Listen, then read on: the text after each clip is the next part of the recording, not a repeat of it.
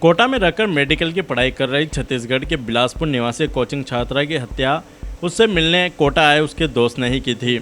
SP Kesar Singh Shekhawat ने खुलासा करते हुए बताया कि गुजरात के गांधीनगर निवासी किशन ठाकुर छात्रा के ब्रेकअप से कर लेने से नाराज़ था और इसी के चलते वह उससे मिलने कोटा आया था।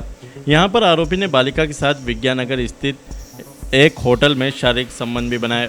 इसके दूसरे दिन 6 जून को दोनों सहमति होने पर जंगल में घूमने गए, जहां पर किशन ठाकुर ने छात्रा से यह कहते हुए उसकी हत्या कर दी कि तू मेरी नहीं हो सकती तो किसी और की भी नहीं होगी। किशन को शक था कि किशोरी किसी और से भी बात करती है।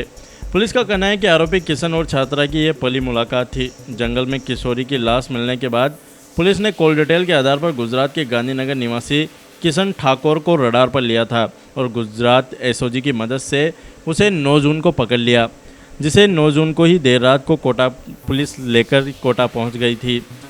शेखावत ने बताया कि नाबालिग छात्रा और हत्यारा किशन ठाकुर बीते 2 सालों से फ्री फायर गेम के चलते संपर्क में आए थे।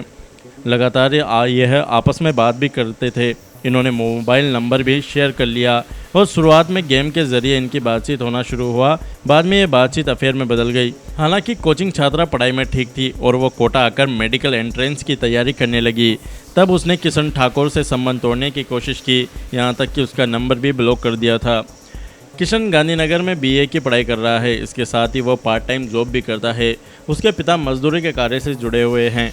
पुलिस से पूछताछ में आरोपी ने बताया कि वह लड़की के सामने सुसाइड करने के लिए कोटा आया था, लेकिन दोनों ने मिलकर घूमने का प्लान बनाया। इंटरनेट के जरिए घूमने की जगह देखी और दोनों जवाहर सागर डैम जाने के लिए सहमत हो गए। इसके बाद एक्टिवा किराए पर लेकर जंगल में चले गए।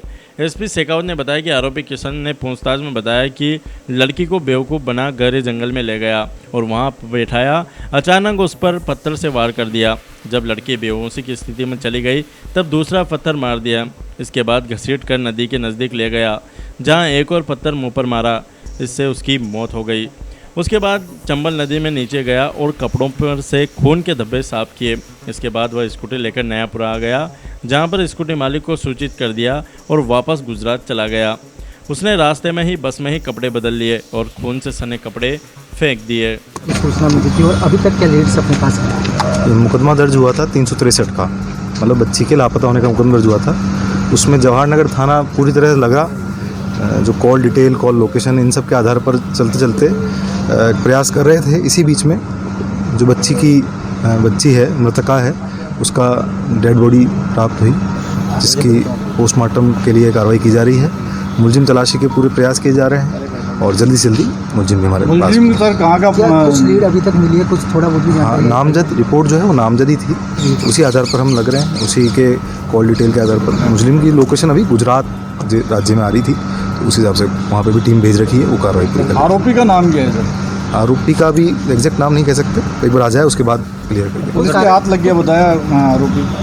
प्रयास कर रहे हैं उसके लिए ढंग से और जल्दी से जल्दी उसको दस्तयाब करें। कैसे कुछ कारण सामने निकल के आए हों या ऐसा कुछ की? कारण दोनों एक दूसरे को जानते हैं, ये जरूर नॉलेज में आया है। एक दूसरे को जानते हैं, पिछले काफ़ी से 6-7 महीने से एक दूसरे को जानते हैं दोनों।